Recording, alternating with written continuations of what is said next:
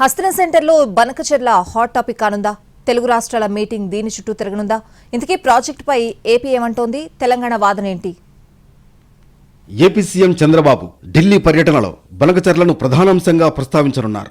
ఆంధ్రప్రదేశ్ ప్రభుత్వం ప్రతిష్టాత్మకంగా భావిస్తున్న ఈ ప్రాజెక్టుపై తెలంగాణ ప్రభుత్వం, కేంద్ర జలసంఘం నుంచి కూడా కొన్ని అభ్యంతరాలు రావడంతో ప్రాజెక్టుకు సంబంధించి వివాదం ఏర్పడుతోంది.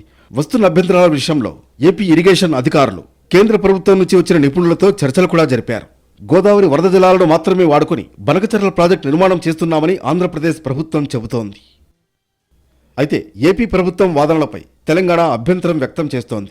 వృధాగా పోతున్న వరద జలాలతో బనకచెర్ల ప్రాజెక్టు నిర్మాణంపై తమ రాష్ట్రానికి అన్యాయం జరుగుతుందని వాదిస్తోంది. బనకచెర్ల ప్రాజెక్టును ఎట్టి పరిస్థితుల్లో ఒప్పుకునేది లేదని తెలంగాణ స్పష్టం చేస్తోంది. గోదావరిలో నీటిని వాడుకోవడం కోసమే ఈ ప్రాజెక్టును ఏపీ నిర్మాణం చేస్తుందని తెలంగాణ ప్రభుత్వం చెబుతోంది. తెలంగాణ ప్రభుత్వ అభ్యంతరాలకు ఏపీ ప్రభుత్వం ఒక పవర్ పాయింట్ ప్రజెంటేషన్ రూపంలో కేంద్రానికి బదులివ్వనుంది.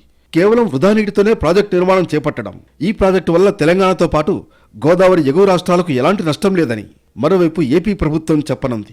దీంతో పాటు ఏపీ జలవనరుల శాఖ నిపుణులు కూడా ఇదే అంశం స్పష్టంగా చెబుతున్నారు. వివాదాలకు తావు లేకుండా గోదావరి జలాల సమస్యలను పరిష్కరించుకుందామన్నదే తమ ధ్యేయమని ఏపీ ప్రభుత్వం కేంద్రానికి చెప్పనుంది.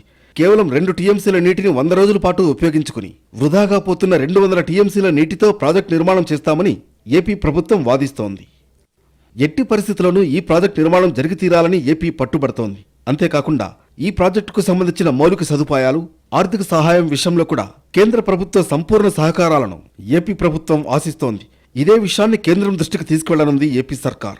తెలంగాణతో పాటు ఎగువ రాష్ట్రాలకు ఈ ప్రాజెక్టు వల్ల ఇబ్బంది లేదని చెప్పదలుచుకుంది ఏపీ సర్కార్. ప్రతిష్టాత్మకంగా నిర్వహిస్తున్న ప్రాజెక్టు వల్ల రాయలసీమకు కలిగే ఉపయోగాన్ని వివరించడమే కాకుండా కేంద్రం నుంచి వచ్చే ఆర్థిక సహాయం విషయంలో కూడా ఒత్తిడి చేయాలనే ఆలోచనలో ఏపీ ప్రభుత్వం ఉన్నట్లు సమాచారం.